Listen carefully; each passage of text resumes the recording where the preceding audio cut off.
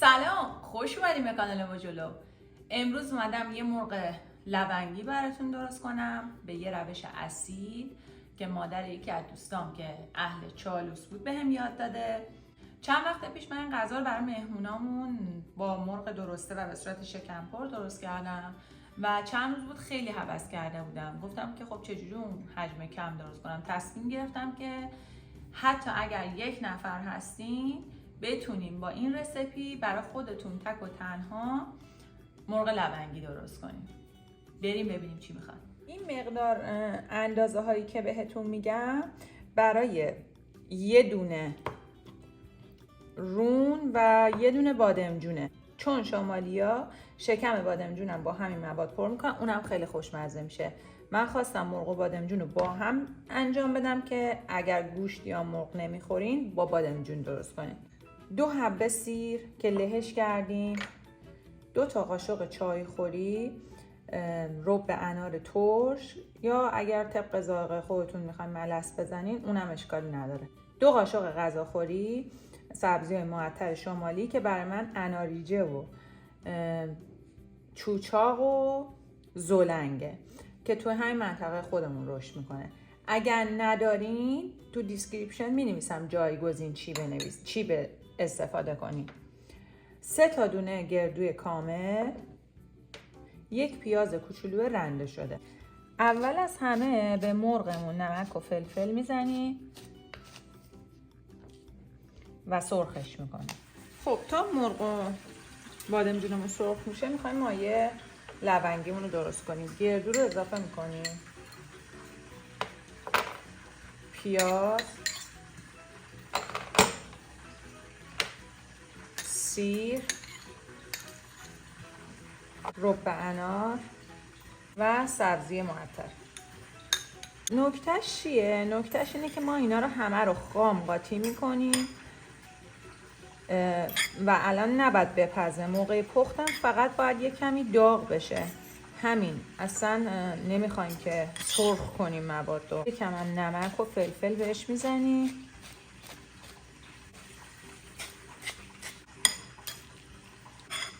ما نصف این مواد رو برمیداریم برای بادمجونمون، نصفش هم برای مرغمون.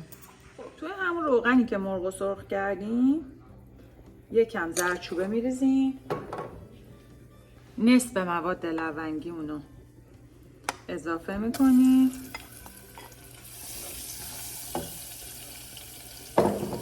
فقط یکم هم میزنیم تا یه کوچولو حرارت ببینه و از هم مواد باز بشه. آب اضافه میکنیم، میذاریم مرغمون بپزه.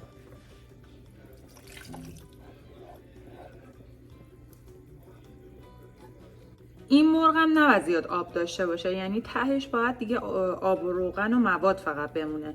پس اجازه بدیم بپزه، آبم زیاد بهش نریزین. 2 تا فنجون کافیه تا آبش کشیده بشه. برای بادمجونمون که سرخ شد شکمش اینجوری باز میکنیم.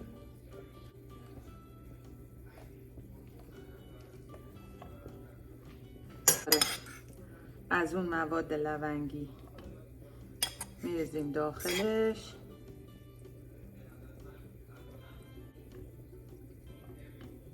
بدیم که اینا به هم بچسبه. تو همین کاسه یکم آب میریزیم و بهش اضافه میکنیم و میذاریم که بپزه و جا بیفته. به اینم 1 کوچولو زردچوبه اضافه میکنیم. خب بچه ها، برای اینکه کتمون قالبی بشه، وقتی که آبش کامل کشیده شد اینجوری یکم با پشت قاشق فشردش میکنیم. از این بغلا یکم روغن میدیم.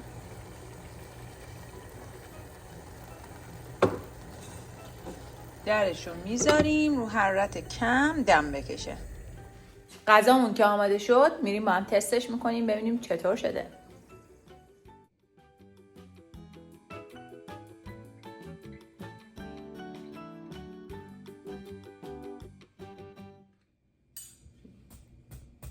سلام کردی؟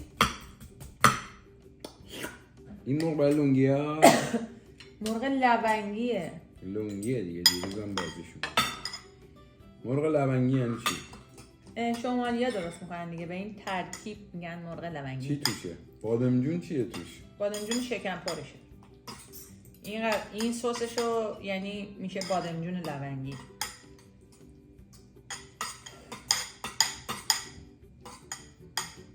چقدر سر صدا میکنی؟ بنزین میگم برنج بردار. برنج حالا خواستم من فعلا بسته. دیگه.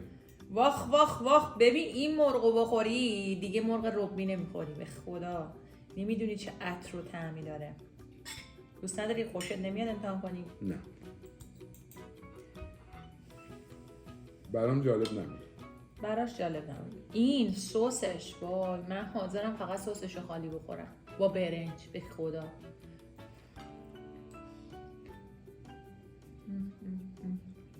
زرش بریز.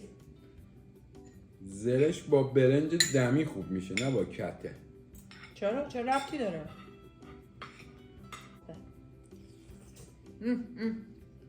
مرغ باید قرمز باشه. این مرغ خیلی خوشمزه است. پیازم باید میداشتیم. میخواد یارم؟ بادمجونش مثل دنبه میشه انقدر نرمه. چی هست توش حالا؟ چی هست؟ یه مقدار کمی رو بنار، خب گردو،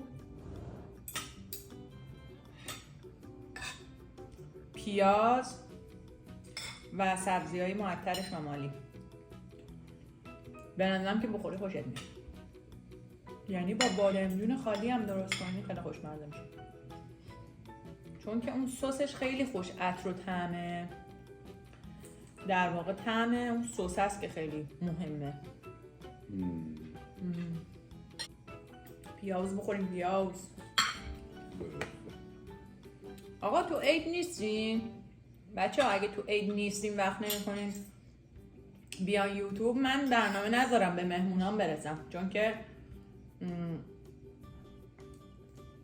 ویدیو میذارم 10 میشه. اصلا خوشم نمیاد به ویدیو 10. چیکار داریم کنیم؟ یکی اومد.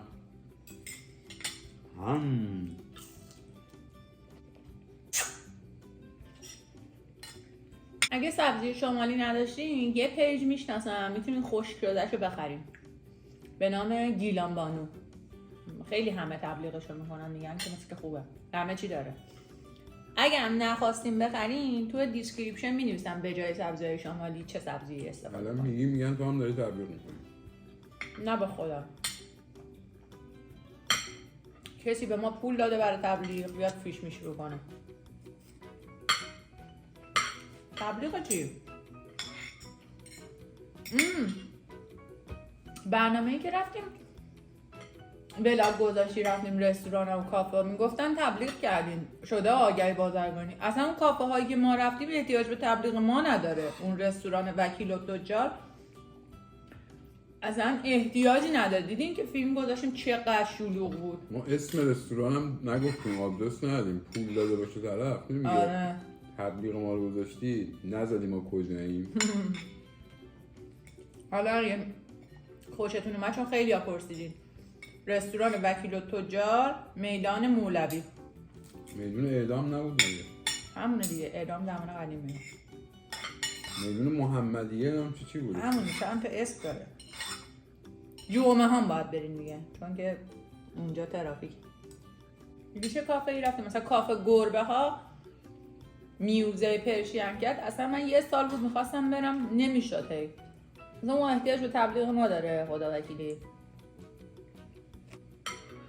این غذا جز غذاهاییه که من همیشه آرزو میکنم معده داشتم. انقدر بخوری که بمیری. الان چی شده؟ چیکار بکنیم؟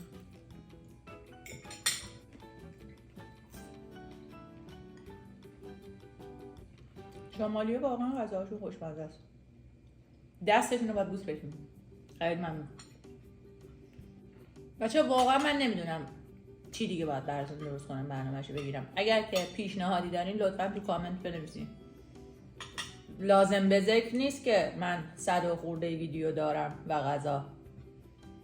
اونا رو ببینین، اگه چیزی نبود توش بگین براتون دوباره درست کنم. ماچ به کلتون. مرسی که ما رو تماشا کردین. خیلی دوستتون داریم. بوس به کلتون. خدا بیوز. احسن. خیلی وقت بود من گفته بودم. خیلی ممنون.